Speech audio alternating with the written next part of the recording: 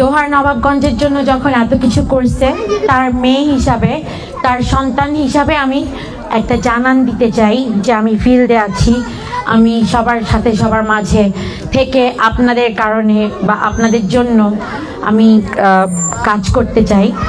তো ওইটার একটা আগ্রহ তো অবশ্যই আমার আছে, থাকবে সারা জীবন। সেটা সম্ভব হবে কিনা জানি না, তবে আপনারা দোয়া করবেন যাতে আমি সবসময় নির্বাচনের মাধ্যমে হোক বা এমনি সমাজসেবার মাধ্যমে হোক আপনাদের মাঝে বারবার যাতে আসতে পারি, আর পুরা দোহার নবাবগঞ্জে আমার বাবার নাম যাতে আমি জিয়ায় রাখতে পারি। আপনাদের সবাই যেন সবসময় ছোট বাচ্চারা যারা আছে, যারা কখনো আমার বাবাকে দেখে নাই, কারণ আমার আব্বা আজকে থেকে প্রায় 20-25 বছর ধরে পাওয়ারের বাইরে।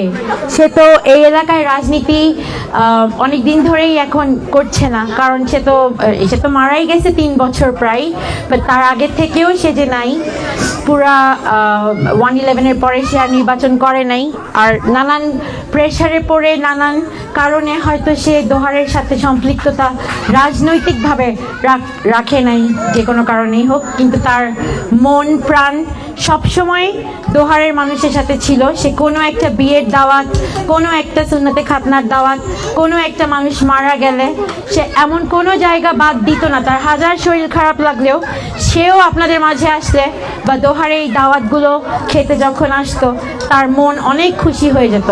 সে অনেক সময় আমাদেরকে বলতেও না, করোনার মধ্যে তার যেহেতু বয়স হয়েছিল, আমরা চাইতাম না যে সে আসুক, এদিকে আসুক, বা মানুষের তখন তো জানতেন যে লকডাউনের সময় সমাগমের মধ্যে থাকতে মানুষকে মানা করা হতো, লকডাউনে সাবধান থাকতে হতো, কিন্তু আমার আব্বা কিছুই মানতেন না। সে দোহারে যখনই আসার কোনো একটা দাওয়াত বা কোনো একটা অজুহাত পাইতো, সে ওটা লুফে নিত এবং আম্মু, আমি, আমার বোন, আমাদের সবার কাছে লুকায় সে দোহারে নিজের মতো করে চলে আসতো। যদি আমরা মানা করি তাই আমাদেরকে জানাইতেও না অনেক সময়। তো এই টান, এই ভালোবাসা আপনারাও আমার আব্বাকে সেটার প্রতিদান অনেকভাবে দিয়েছেন। আপনারা তাকে বারবার বিপুল ভোটে নির্বাচিত করেছেন, এটার জন্য আমি আপনাদের কাছে অনেক কৃতজ্ঞ। এবং রায়পাড়া, আপনাদের এই এলাকাও, করিমগঞ্জ, এই পুরা এলাকায়, পুরা দোহারে আমি কোন জায়গা রেখে কোন জায়গা বাদ দিব, ওটা সব জায়গায় তার নিজের ঘাঁটি হিসাবে পরিচিত। তা আমি আপনাদের কাছে আবারও অনেক অনেক দোয়া প্রার্থী, আমি দোয়া চাচ্ছি আপনাদের কাছে। আপনারা যদি মনে করেন যে আমি নির্বাচন করলে ভালো হবে বা আমি কিছু করতে পারবো আপনাদের জন্য, আমার আব্বা তো আপনাদের জন্য এত কিছু করতে পারছিল কারণ আপনারা তাকে নির্বাচিত করে সংসদে পাঠাইছিলেন। সে তার দলের সরকারের যখন সে মন্ত্রী হলো,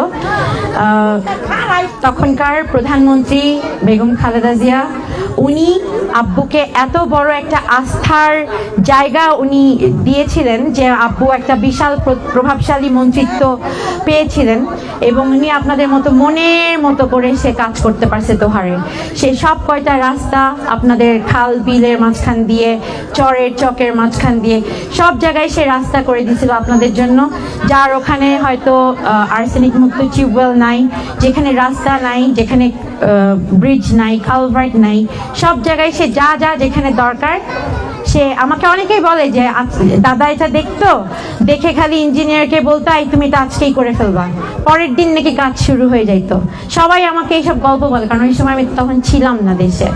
তো এইসব কারণে আমি জানি যে আপনাদের মনের কোন জায়গায় আমার বাবা বসবাস করে, আর ওইটারই রেশ ধরে আমিও যে ওনার মতন আপনাদের মাঝে আরও আমার বাবার অসম্পূর্ণ কাজগুলো সম্পন্ন করার ইচ্ছা রাখি। সেই কারণে যদি আপনারা মনে করেন আমি এমপি হয়ে আসতে পারবো আপনাদের মাঝ থেকে, তাহলে আমি অবশ্যই নির্বাচনে অংশগ্রহণ করব। আর যদি আপনারা ভাবেন যে না, তুমি যেইভাবে আসো আমাদের কাছে সমাজ সেবাই করো,